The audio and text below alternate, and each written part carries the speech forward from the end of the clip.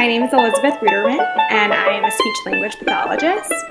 Today, I'm going to be sharing a video of how I use story grammar marker to retell narratives and eventually generate narratives. I'm going to be talking about retelling a familiar text. In this case, it is the carrot seed.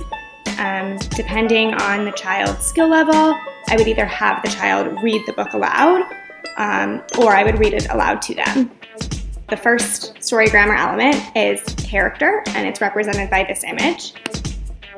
So I would prompt the child to name the character in the text, which in this case is a little boy. So this is a story about a little boy. The star is for the setting in the story. Where is the little boy? The little boy is in his garden. Then we get to the shoe. The shoe is the kickoff, the thing that starts the story. What makes this story out of the ordinary?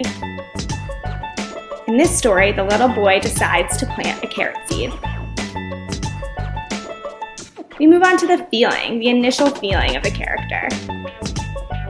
Initially, the character is feeling worried because his family keeps telling him, your carrot's not going to grow, it's not going to come up. So he's feeling worried or discouraged. The hand is for the plan. What is the character going to do to fix his or her problem? In this example, the character is going to keep watering the seed, making sure the weeds don't grow up around the seed, making sure it gets enough sunlight. Then we get to the actions or the events of the story. First, the boy waters his plant. He waters the seed. Then he picks up the weeds that grow around the seed. And he waters it again, and he waits. Here's the tie-up in this story. This is when the story comes together. He planned, he acted, what happened in the end? Finally, the carrot began to grow. We want to know how the character feels at the end of the story. So I would prompt the child to tell me, how is the character feeling when the carrot starts to grow? A good word I'd like the child to use would be the word proud. The little boy is proud that even though his parents and his siblings said, your carrot is not going to grow, he was able to grow his own carrot, and it's huge, and he's proud of himself. These are all the elements in a story. So I would then have the child learn the language that would go with each story grammar element. So I would go back and I would talk about, okay, these are all of the events, all of the elements in a story. We need to discuss who the characters are, where they are, what is the kickoff, what is the exciting part of the story, what makes it out of the ordinary, the feelings of the character, the plan the character has, the events or the actions in the story that lead to the tie-up, and finally, how the character is feeling at the end.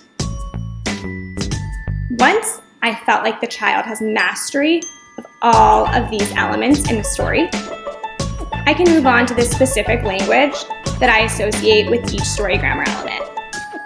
For example, when talking about the character, I might say, this is a story about a little boy.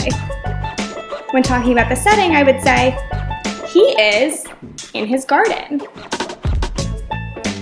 When discussing the kickoff, I would say, everything is normal until he decides to plant a carrot seed.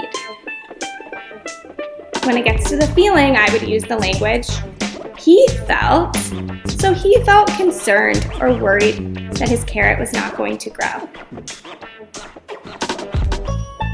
So he decided to water his carrot seed and take care of it anyway.